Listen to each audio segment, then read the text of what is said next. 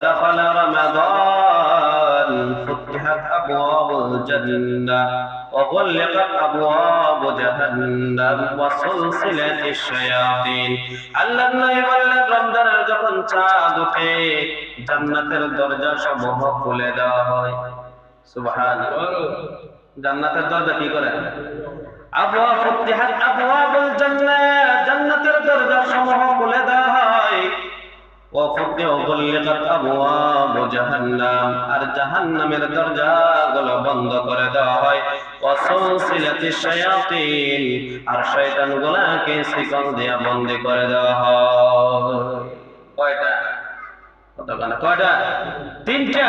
এক নাম্বার কি? জান্নাতের দরজা খুলে দেওয়া হয় রমজান শুরু হওয়ার আগে, চাঁদ দেখার সাথে সাথে জান্নাতের দরজা সমূহ 8টা দরজা খুলে দেওয়া হয়, এমনকি জাহান্নামের 7টা দরজা বন্ধ করে দেওয়া হয়। আর পৃথিবীতে যত শয়তান আছে, ইবলিস আছে, সবগুলা কি করা হয়? শিকলে বন্দী করা হয়। কিসের মধ্যে? তারপরে হুজুর যদি শয়তান বন্দী করে তাহলে আমরা মারামারি করে গেলি আছে না? নাই মারামারি ভিটাভিটি নাই, গালাগালি নাই, আছে বলে এটি করে গেলি কেন? 11 মাস দিন শয়তানে কাজ করছে। কয় মাস? 11 মাস করছে নি কাজ। আমাদের ভিতরে থেকে দেন কাজ করছে, আমাদেরকে দিয়ে ঝগড়া লাগাইছে, মারামারি লাগাইছে, গালি দেওয়া হয়েছে, গীবত করাইছে, তারপরে মিথ্যা কথা বলাইছে। ওই 11 মাস থাকার কারণে ওইটা আমাদের অভ্যাসগত হয়ে গেছে। বিগত অভ্যাসগত হয়ে গেছে। ওই অভ্যাসগত হওয়ার কারণে 11 মাসের ঠেলাটা কিন্তু 1 মাসের মিশে যাবে। বুঝছেন নি কথা? 1 মাস কি হয়ে যায়? এমনি চলে যায়। দেখেন মারামারি লাগে বলে শয়তান দি বন্দিতা হয়, তারা মারামারি করে ফেলে গিয়ে তো শয়তানে দেন 11 মাস কাজ করছে, সাবি মেয়েরা হয়ে গেছে, 1 মাস এমনি চলবো। বুঝেন না কথা? গীবত যারা করে বোঝা গেল শয়তান তাদেরকে বেশি ধরছে।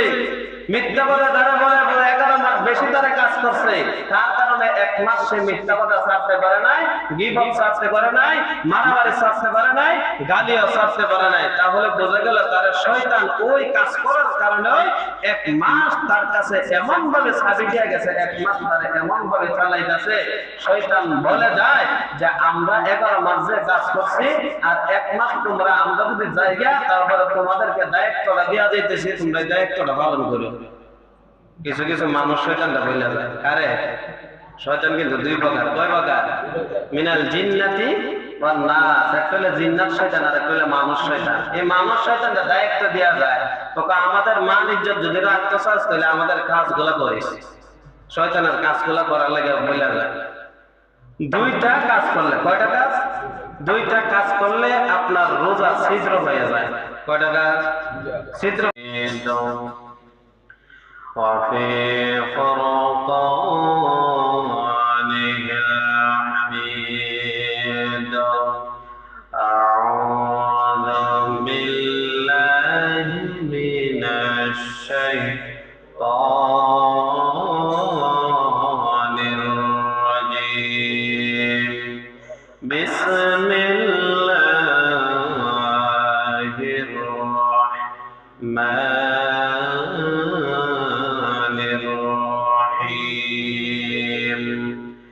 شهر رمضان الذي أنزل فيه القرآن وبينة من الهدى والفرقان فمن شهد منكم الشهر فليصم. وقال رسول الله صلى الله عليه وسلم من صام رمضان إيمانا واحتسابا غفر له ما تقدم من ذنبه أو كما قال عليه الصلاة والسلام.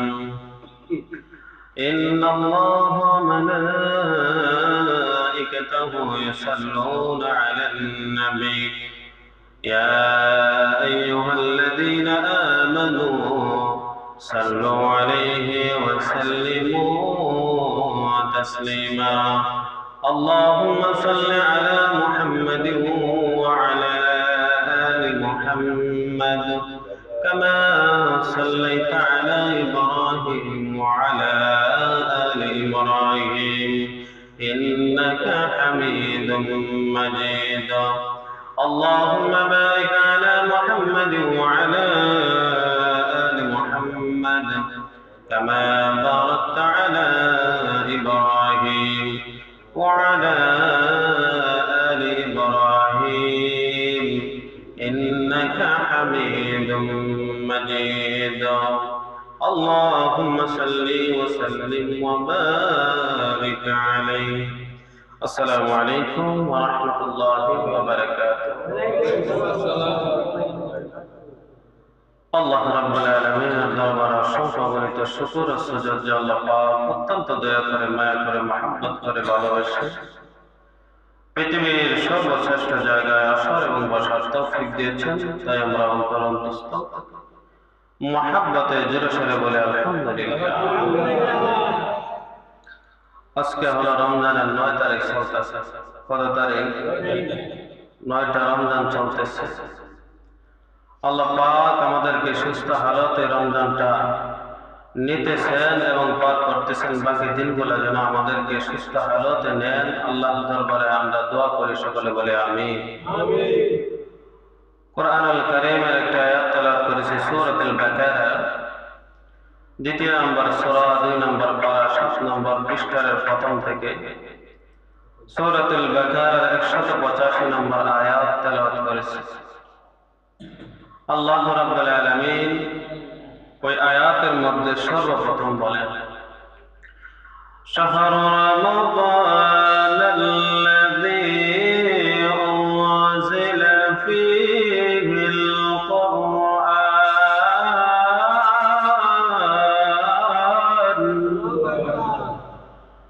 আল্লাহ রাব্বুল আলামিন বললেন, এটা এমন একটি মাস যে মাসের ভিতরে আল্লাহ রাব্বুল আলামিন কোরআনুল কারীম নাযিল করলেন।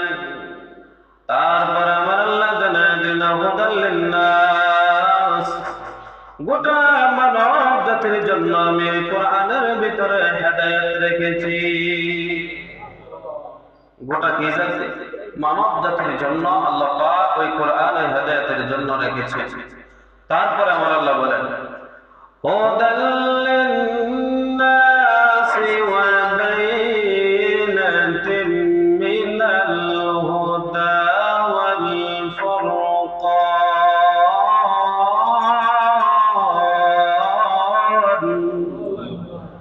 আল্লাহ রাব্বুল আলামিন জানিয়ে দিলেন, এটা এমন একটি কোরআন হেদায়েতের জন্য বানিয়েছি, হেদায়েতের জন্য আমি প্রেরণ করেছি। আর এই কোরআন আমি নাযিল করেছি সত্য এবং মিথ্যাকে অধ্যয়ন করার জন্য, পার্থক্য যেন মানুষ সহজে বুঝতে পারে। কিসের জন্য?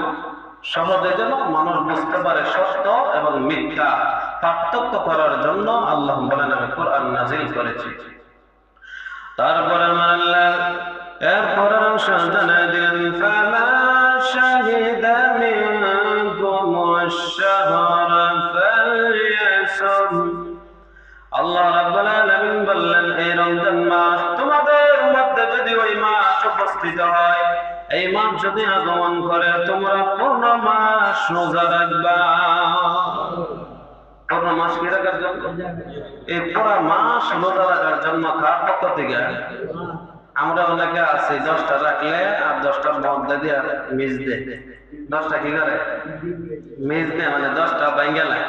10টা রোজা রাখে না, আবার লাস্টে দিয়ে কয়েকটা রাখে যাতে 2 সাইড ঠিক থাকে আর মধ্যে একটু গ্যাপ দেয়। 2 সাইড ঠিক থাকলে যথেষ্ট। আছে রে রে। আবার কিছু মানুষ আছে প্রথমে কয়েকদিন জোশের মাইরে নামাজ পড়ে, কয়েকদিন জোশে নামাজ পড়ে, যেমন তারাবির নামাজ পড়েন, 5 ওয়াক্ত নামাজ পড়েন, কয়েকদিন পড়ে আবার দেখেন কয়েকদিন বন্ধ দেওয়া লাগে, আবার 27 থেকে শুরু করুন। আছে না নাই? তাহলে এই নামাজ আল্লাহর দরবারে কবুল হবে না? সবাই বলে কবুল হবে? কবুল হবে না। নামাজ পড়তেই পারে এগুলা 5 ওয়াক্ত, কয় ওয়াক্ত? 5 ওয়াক্ত নামাজ, তারাবির নামাজ 30টা তারাবি পড়তে হবে। কয়টা? আর আমরা যদি মধ্যে চাইলে আবার প্রথম থেকে শেষ থেকে ধরে আল্লাহ কয়টা বাটপারি করতে হয়েছে। কি করতে হয়েছে? আল্লাহ কি বাটপার চিনে না? মানে বাটপারি যদি আমার সাথে করেন, ধোঁকাবাজি করেন, বাচ্চা দেখতে পারবেন, কিন্তু আল্লাহর সাথে ধোঁকাবাজি বাটপারি চলবে? আল্লাহ তো সব জানেন। আল্লাহ কি সব জানেন? তাহলে একটা রোজা যদি আমরা ভাঙ্গি ইচ্ছাকৃত বলে, কয়টা রোজা? একজন সাহাবী আল্লাহর দরবারে আয়েশা বললেন, ইয়া রাসূলুল্লাহ, ইয়া হাবিবাল্লাহ, নবী গো, আমি দিনের বেলা স্ত্রীর সাথে আমি গ্রহণ করেছি। আল্লাহ নবী বললেন, তোমার রোজা ভেঙে গেছে, তুমি এখন 30-60টা রোজা রাখতে হবে একাধারে। কয়টা? 60টা রোজা তুমি একাধারে রোজা রাখতে হবে। একটা রোজার কাফারা কয়টা? 60টা একাধারে। একাধারে যদি না রাখেন, একটা যদি আবার ভাঙেন, তারপরে আবার একাধারে 60টা রাখতে হবে। এটা হলো একটা রোজার কাফারা। কয়টা? আল্লাহর নবী বললেন, একটা রোজার যদি তোমরা রমজান মাসে না রাখো, ভেঙে ফেলো এবং ইচ্ছাকৃতভাবে রোজাটা তোমরা যদি না রাখো, কিয়ামত পর্যন্ত যদি হায়াত দেওয়া হয়, ওই একটা রোজার ঘাটতি কোনোদিন পূরণ হবে না। রমজান মাসের রোজা কত গুরুত্ব! একটা রোজা কি সারা দুনিয়া, তামাম দুনিয়ার যদি আপনাকে হায়াত দেওয়া হয় কিয়ামত পর্যন্ত, আর যদি আপনি রোজা রাখতেই থাকেন, রোজা রাখতেই থাকেন, তারপরে এই রোজার ঘাটতি পূরণ হবে না, এই রোজার পূর্ণ কাফারা আদায় হবে না। আল্লাহর নবী সাহাবীকে বললেন, তুমি 60টা রোজা একাধারে রাখবা। সাহাবী বললেন, ইয়া রাসূলুল্লাহ, ইয়া হাবিবাল্লাহ, 60টা রোজা রাখার মতো আমার তৌফিক নাই। আল্লাহর নবী বললেন, তাহলে তুমি 60 জন এতিম মিসকিনদের তুমি খাবার খাওয়াইবা এক ওয়াক্ত। কয় ওয়াক্ত? এক ওয়াক্ত 60 জন এতিম মিসকিনকে তুমি খাবার খাওয়াইবা। তুমি যে খাবার খাও ওই খাবার দিয়ে তুমি 60 জন এতিম মিসকিনকে তুমি খাবার খাওয়াইবা। সাহাবী বললেন, ইয়া রাসূলুল্লাহ, ওই 60 জন মিসকিন এতিম মিসকিনকে খাওয়ানোর মতো তৌফিক আমার নাই। কি কইতেছে? তৌফিক নাই। আল্লাহর নবী বললেন, এটা যদি তুমি না পারো, তাহলে 60 জন মানুষকে তুমি জামা কাপড় কিনে দিতে হবে। সাহাবী বললেন, ইয়া রাসূলুল্লাহ, ইয়া হাবিবাল্লাহ, 60 জনকে জামা কাপড় কিনে দেওয়ার মতো তৌফিক আমার নাই। সাহাবীকে বলতেছেন, ও সাহাবী, যাও তাহলে তোমার ঘরের ভিতরে কি আছে তুমি নিয়ে আসো। নিয়ে আসলেন খেজুর কয়েকটা, এতটুকু খেজুর নিয়ে আসলেন আল্লাহর নবীর দরবারে। আল্লাহর নবী বললেন, তুমি মক্কা মদিনার অলিতে গলিতে যত গরিব মিসকিন এতিম আছে সবার কাছে ওইটা নিয়ে বিলীন করে দিবা। আল্লাহর নবীর কথা শুনে সাহাবী ওই খেজুরগুলা নিয়ে বাকির হয়ে গেল। ওই খেজুরগুলা কোনো মানুষ দেখলেন যে এই সাহাবীর থেকে গরিব নাই। সুবহানাল্লাহ, কি নাই? আল্লাহর নবীর দরবারে ওই খেজুরগুলা নিয়ে আসলেন। নিয়ে আসার পরে আল্লাহর নবী বললেন, ও সাহাবী, তুমি কি খেজুরগুলা মদিনার আশেপাশে তুমি কি কোনো গরিব মিসকিন এতিমকে পাও নাই? আল্লাহর নবীকে বলতেছেন, ইয়া রাসূলুল্লাহ, ইয়া হাবিবাল্লাহ, আমার যে গরিব আর মদিনার মধ্যে নাই, তার জন্য আমি আবার ফিরত নিয়ে আসছি। আল্লাহর নবী বললেন, তোমার যেহেতু গরিব নাই, অসহায় নাই, এতিম নাই, মিসকিন নাই, তাহলে এইগুলা তুমি গ্রহণ করে নাও। সুবহানাল্লাহ। আমার নবীর কেমন ইনসাফ, কেমন বিচার ছিল! ওইগুলা বিচার করে দেওয়ার পরে তাহলে বোঝা গেল আমাদের মধ্যে রোজা রাখার দরকার আছে না নাই? ফরজ করে দিয়েছেন, ওই রোজাগুলা রাখতেই হবে। যদি অসুস্থতার কারণে বেশি অসুস্থতা হন, তাহলে পরবর্তীতে রোজাগুলা আদায় করে নিতে হবে। কি করে নিতে হবে? আদায় করে নিতে হবে। যদি রোজা রাখতে আপনার সক্ষম না হন, যদি অসক্ষমতা থাকে, তাহলে রোজা না রাখলে রমজানের পরে রোজাগুলা কি করতে হবে? আদায় করে নেবেন। তারপরে রোজা রাখতেই হবে। এই রোজা কাফারা স্বরূপ আদায় করতে হবে। তাহলে আসুন, আল্লাহর নবী বললেন, রমজান মাসে 4টা আমল বেশি বেশি করার কথা। কয়টা? সবথেকে মনোযোগ দিয়ে শুনবেন। 2টা হলো আল্লাহর জন্য, 2টা হলো নিজের জন্য। কয়টা বলছি? 4টা আমলের ভিতরে 2টা আল্লাহকে খুশি করার জন্য, আর 2টা হলো নিজের জন্য। কিন্তু 4টা আমলে কিন্তু আল্লাহকে রাজি খুশি করার জন্য করতে হবে। কয়টা? 1 নম্বর আমল হলো আল্লাহর নবী বললেন, লা ইলাহা ইল্লাল্লাহ। রমজান মাসে তোমরা ওই আমলটা বেশি বেশি করবা, লা ইলাহা ইল্লাল্লাহ। কারণ হলো প্রত্যেকটা আমলের ভিতরে আছে মানুষদের দেখানোর মতো আমল আছে, কিন্তু লা ইলাহা ইল্লাল্লাহ, ওই লা ইলাহা ইল্লাল্লাহ বলার মধ্যে ঠোঁট একবারও লাগে না। বলে দেন লা ইলাহা ইল্লাল্লাহ, ঠোঁট লাগছে। আপনি যখন লা ইলাহা ইল্লাল্লাহ বলছেন, আপনার পাশের মানুষও বলতে পারবে না, কারণ ঠোঁট লাগে না। এইটা আপনি আল্লাহকে খুশি করার জন্য করবেন লা ইলাহা ইল্লাল্লাহ। কোন আপনার পাশের মানুষও বলতে পারবে না আপনি যে আল্লাহর জিকির করতেছে, ঠিক কি না? 2 নাম্বার হলো আল্লাহর নবী বললেন, 2 নাম্বার আল্লাহকে খুশি করার জন্য বেশি বেশি ইস্তিগফার করতে হবে। আস্তাগফিরুল্লাহ, আস্তাগফিরুল্লাহ, আস্তাগফিরুল্লাহ। বলুন তো ক্ষমা করে দিবেন কে? আস্তাগফিরুল্লাহ যদি বলেন তাহলে ক্ষমা করে দেওয়ার মালিক কে? এই 2টা আমল আল্লাহকে রাজি খুশি করার জন্য, আর 2টা আমল নিজের জন্য। আল্লাহুম্মা ইন্নী আসআলুকাল জান্নাতা, আল্লাহ আমাকে জান্নাত দাও, আল্লাহ আমাকে জান্নাত দিও, আল্লাহ আমাকে জান্নাত দিও। জান্নাত পাওয়ার জন্য দোয়া করতে হবে। জান্নাত পাওয়ার জন্য কি করতে হবে? রমজান মাসে বেশি বেশি দোয়া করতে হবে। আল্লাহুম্মা ইন্নী আসআলুকাল জান্নাহ ওয়া আউযু বিকা মিনান নার, আল্লাহ আমাকে জাহান্নাম থেকে বাঁচাও, আমাকে জাহান্নাম থেকে রক্ষা করো, জাহান্নাম থেকে দূরে রাখো। এই 2টা দোয়া হলো নিজের জন্য, জান্নাত পাওয়ার জন্য, জাহান্নাম থেকে বাঁচার জন্য। কিসের জন্য? কয়টা? 2টা। আল্লাহর নবী বললেন, আবু হুরায়রা রাদিয়াল্লাহু তাআলা আনহু قال رسول الله صلى الله عليه وسلم إذا دخل رمضان فتحت أبواب الجنة وغلقت أبواب جهنم وسلسلت الشياطين। আল্লাহর নবী বললেন, রমজানের যখন চাঁদ ওঠে জান্নাতের দরজা সমূহ খুলে দেওয়া হয়। সুবহানাল্লাহ। জান্নাতের দরজা কি করে? আবওয়াব ফুতিহাত আবওয়াবুল জান্নাহ, জান্নাতের দরজা সমূহ খুলে দেওয়া হয়। ওয়া ফুতিহাত আবওয়াবু জাহান্নাম, আর জাহান্নামের দরজাগুলো বন্ধ করে দেওয়া হয়।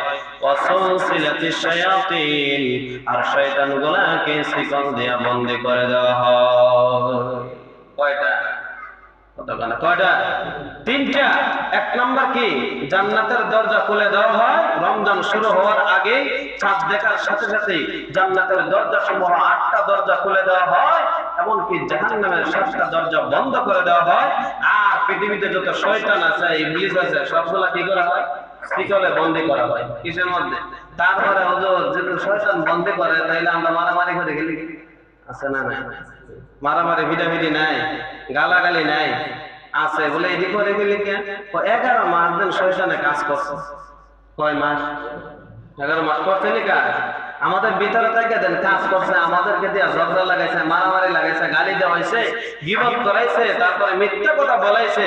ওই 11 মাস থাকার কারণে ওইটা আমাদের অভ্যাসগত হয়ে গেছে। বিগত অভ্যাসগত হয়ে গেছে। ওই অভ্যাসগত হওয়ার কারণে 11 মাসের ঠেলাটা কিন্তু 1 মাসে এমনি চলে যায়। বুঝছেন নি কথা? 1 মাস কি হয়ে যায়?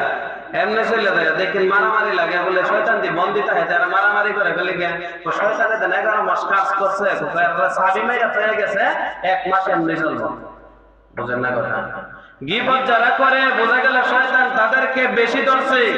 মিথ্যা কথা যারা বলে 11 মাস বেশি তারা কাজ করছে, তার কারণে 1 মাস সে মিথ্যা কথা ছাড়তে পারে নাই, গীবত ছাড়তে পারে নাই, মারামারি ছাড়তে পারে নাই, গালিও ছাড়তে পারে নাই। তাহলে বোঝা গেল তার শয়তান ওই কাজ করার কারণে 1 মাস তার কাছে এমন ভাবে ছাবি দিয়ে গেছে, 1 মাস তার এমন ভাবে চালাইতেছে।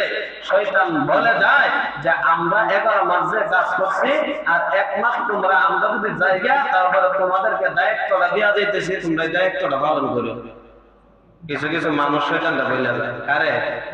শয়তান কিন্তু 2 প্রকার। কয় প্রকার? মিনাল জিন্নাতি ওয়ান নাস। একটা হলো জিন্নাত শয়তান, আর একটা হলো মানুষ শয়তান। এই মানুষ শয়তানটা দায়িত্ব দেওয়া যায়, তোকে আমাদের মান ইজ্জত যদি রাখতে চাস তাহলে আমাদের কাজগুলো করিস। শয়তানের কাজগুলো করার লাগে বইলা যায়। 2টা কাজ করলে, কয়টা কাজ? 2টা কাজ করলে আপনার রোজা ছিদ্র হয়ে যায়। কয়টা কাজ? ছিদ্র বুঝেননি? মানে রোজা আপনার ফাহেসা হয়ে যায়, রোজা বরবাদ হয়ে যায় 2টা কাজ করলে। আল্লাহর নবী এক নম্বর হলো গীবত, 2 নম্বর হলো মিথ্যা কথা। গীবত আছে নি? মিথ্যা কথা আছে নি? এই দুইটা কাজ থেকে যারা বাঁচতে পারবে তাদের রোজা 100% হবে, আর দুইটা কাজ থেকে যারা বাঁচতে পারবে না তাদের রোজা সঠিক হবে না। আল্লাহর নবী বললেন, তোমরা কয়েকটা গুনাহের কাজ রমজান মাসে ছেড়ে দিবা, এমনি তো ছেড়ে দিবা, স্পেশাল ভাবে তোমরা রমজান মাসে ওই কাজগুলো ছেড়ে দিবা, বর্জন করবা এই কাজগুলো। 1 নাম্বার হলো চোখের জিনা। কিসের জিনা? চোখ দিয়া কোনো খারাপ দৃশ্য দেখা যাবে না, অশ্লীল দৃশ্য দেখা যাবে না, বেগানা নারীর দিকে তাকানো যাবে না, গান বাজনা দেখা যাবে না, ম্যাগাজিন দেখা যাবে না, টেলিভিশন দেখা যাবে না, মোবাইলে তাকায়া থাকা যাবে না। ওই 1 মাস যদি তোমরা ওই চোখকে হেফাজত করতে পারো, 11 মাস হেফাজত করে নিবেন আল্লাহ। কয় মাস হেফাজত করতে হবে? 1 মাস। 2 নাম্বার হলো তোমরা কানের জিনার থেকে হেফাজতে থাকবা, কানের গুনাহ থেকে হেফাজতে থাকবা। বলে কানের গুনাহ থেকে হেফাজত কিভাবে থাকবো? বলে কান দিয়া অশ্লীল বাক্য শোনা যাবে না, গান বাজনা শোনা যাবে না, গালাগালি শোনা যাবে না, কোরআন তেলাওয়াত শোনা। ওই অভ্যাসগত হলে 11 মাস তুমি ভালো কাজ করবা। আর রমজান মাসে কিসের গুনাহ করা যাবে না? কান দিয়া গালিগালাজ শোনা যাবে না, গান শোনা যাবে না, কোন ধরনের অশ্লীল বাক্য ওই কান দিয়া শ্রবণ করা যাবে না। কয়টা আছে? 2টা। 3 নাম্বার হলো আল্লাহ নবী বললেন, 3 নাম্বার হলো জবান দিয়ে যত ধরনের গুনাহ আছে তোমরা জবানকে হেফাজত করবা। আল্লাহ রাব্বুল আলামিন নবীকে জানিয়ে দিলেন, নবী তাদেরকে বলো রমজান মাসে যেন তাদের জবানকে হেফাজত করে, আর ওই জবান দিয়ে যেন তারা ভালো ভালো আমল করে। জবান যদি 1 মাস হেফাজত করতে পারে তাহলে তারা 11 মাসও হেফাজত করতে পারবে। 1 মাস অভ্যাস, 1 মাস কি অভ্যাস করলে 11 মাস আমরা গুনাহ থেকে কি করতে পারবো? বাঁচতে পারবো। তারপরে আমার নবী জানিয়ে দিলেন, তোমরা অন্তর সমূহের গুনাহ থেকে হেফাজতে থাকো, তোমরা অন্তর সমূহের গুনাহ থেকে তোমরা দূরে থাকো, তোমরা ওই গুনাহটা করিও না। আল্লাহ রাব্বুল আলামিন সূরাতুল গাফিরের 24 নম্বর আয়াতের মধ্যে জানিয়ে দিলেন, ইয়ালামু খাইনাতাল আ'য়ুন ওয়া মা তুখফিস সুদূর। তোমরা চোখের কি কিয়ামত করো, অন্তর সমূহ কি লুকিয়ে রাখো, কি গোপন রাখো, আল্লাহ বলেন আমি সব কিছু জানি। সুবহানাল্লাহ। চোখ দিয়া কি করি আর চোখ দিয়া আমরা কি কিয়ামত করি এবং অন্তর দিয়া আমরা কি গোপন রেখেছি এবং আমরা মানুষের কাছে প্রকাশ করি না, আল্লাহ বলে এইটাও আমি আল্লাহ জানি। সুবহানাল্লাহ। তাইলে আর কোনো বাঁচার রাস্তা আছে? আল্লাহর নবী বললেন, তোমরা অন্তর সমূহের গুনাহ থেকে হেফাজতে থাকো, অন্তর সমূহের গুনাহ থেকে তোমরা বেঁচে থাকো। রমজান মাসে 4 নম্বর 5 নম্বর হলো তোমরা পায়ের গুনাহ থেকে হেফাজতে থাকো। কিসের গুনাহ থেকে? 5 নম্বর হলো পায়ের গুনাহ থেকে। বলে পায়ের গুনাহ থেকে বলে বিভিন্ন ধরনের গান বাজনা, বিভিন্ন ধরনের আড্ডা, গুনাহের আড্ডা থেকে ওই পা দিয়ে হেঁটে হেঁটে যাওয়া যাবে না। ঠিক কিনা? হ্যাঁ, দেখবেন বেশিরভাগ রমজান মাস আছে তারপরে যে খাওয়াই না আছে, একদল আছে না নাই? খাওয়াই না করলে তো বুঝে নেই, ট্যাবলেট খাওয়াই না, বিড়ি খাওয়াই না, সিগারেট খাওয়াই না, মদ খাওয়াই না, গাঁজা খাওয়াই না, ট্যাবলেট খাওয়াই না, আছে না নাই? এটা দেখেন রমজান মাস হয়নি করেনি, করেনি। তাইলে এই গুনাহ থেকে বাঁচার জন্য নবী বললেন, পা দিয়ে হাঁটতে থেকে ট্যাবলেট কিনা খাওয়ান দিত না। বুঝেননি কথা? পা দিয়ে হাঁটতে থেকে বিড়ি সিগারেট বিড়ি সিগারেট খাওয়া যাইতো না। তাইলে খাওয়ার গুনাহ থেকে কি করতে হবে? বাঁচতে হবে। তারপরে নবী জানিয়ে দিলেন, 6 নম্বর তোমাদের অঙ্গ প্রত্যঙ্গ সরাসরি 3.5 হাত বডি দিয়ে তোমরা গুনাহ করতে পারবে না। ওই 3.5 হাত বডি যদি তোমরা 1 মাস নিমন্ত্রণ করতে পারো, তোমরা যদি হেফাজত করতে পারো, 11 মাস তোমরা হেফাজত করতে পারবা। কয়টা? 6টা গুনাহ থেকে আমরা হেফাজত থাকতে হবে। কয়টা? 6টা। তারপরে আমরা ইফতারের সময় যে আমরা ইফতার করব, আমরা হারাম ইফতারি খাওয়ার থেকে বিরত থাকব। হারামটাকে বলছেন নি, বিভিন্ন ধরনের বাটপারি, সিটারি, সুদের টিহা, ঘুষের টিহা আইন না ইফতারি বানায়া 10 জাতের 15 জাতের বানাইছেন, কিন্তু একটা টাকাও হালাল নাই। একটা টাকা কি নাই?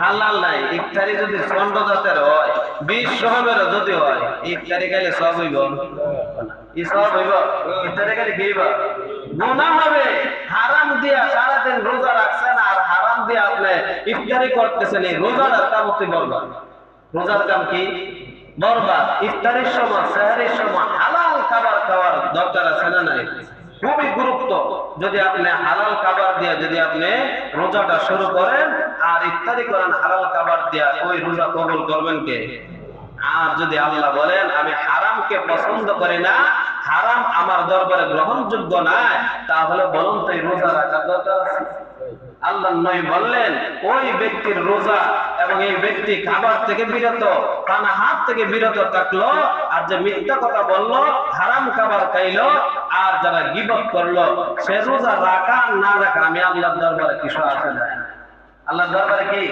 কিছু আসে যায় না যারা মিথ্যা কথা বললো গীবত করলো আর মানুষে দিয়ে লাগাইলো রমজান মাসে বিদায় দিয়ে আছে না নাই তাহলে এগুলোতে কি করতে হবে বাঁচতে হবে আসুন আমরা ফিতরা এবার কত টাকা আছে ফিতরা বুঝছেন নি রমজান মাসে ঘরের যত সদস্য আছে সবার পক্ষ থেকে ফিতরা আদায় করা ওয়াজিব ফিতরা আদায় করা কি ওয়াজিব আদায় করতে হবে সর্বনিম্ন 110 টাকা সর্বনিম্ন কত হাদিসের ভাষায় এসে গম অথবা আটা গম অথবা আটা এটাই সে অর্ধসা হইল 1 কেজি 650 গ্রাম 1 কেজি 650 গ্রাম গম আটা বাদ দেওয়া যা কিছু আছে যা দিয়ে আদায় করবেন এটা হলো 1 সা আর গম হলো অর্ধসা 65 টাকা করে যদি কেজি ধরি গম অথবা আটা তাহলে 1 কেজি 600 গ্রাম 650 গ্রাম আপনার 110 টাকা মূল্য আসে কত টাকা 110 টাকা সর্বনিম্ন আর সর্বোচ্চ কত বলে 2805 টাকা 2005 টাকা যারা তৌফিক আছে এটা দিবেন আর যারা একবারে বেশি কম তৌফিক মনে করেন টাকা টানাটানি আছে তাহলে 110 টাকা দিবেন কত যত বেশি দিবেন সব তত বেশি আর যারা একবারে কম দিবেন ওয়াজিব আদায় হবে কিন্তু গুনাহ হবে না আসলে আমরা যাকাতের বিষয়ে কিছু দরকার আছে যাকাত এখন বর্তমানে যাকাত হবে যদি স্বর্ণ যদি 6.5 ভরি 7 ভরি যদি শুধু স্বর্ণ থাকে তাহলে আমাদের উপরে যাকাত আসবে না শুধু স্বর্ণ কি থাকলে সবাই কোন শুধু স্বর্ণ থাকলে যাকাত ওয়াজিব হবে না অথবা ফরজ হবে না শুধু স্বর্ণ থাকলে আর যদি কিছু স্বর্ণ আছে কিছু রূপা আছে কিছু টাকা আছে কিছু ব্যবসায়িক পণ্য আছে তাহলে আমরা ওই পণ্যগুলা হিসাব করে যদি আমাদের 2,30,000 টাকা হয় কত টাকা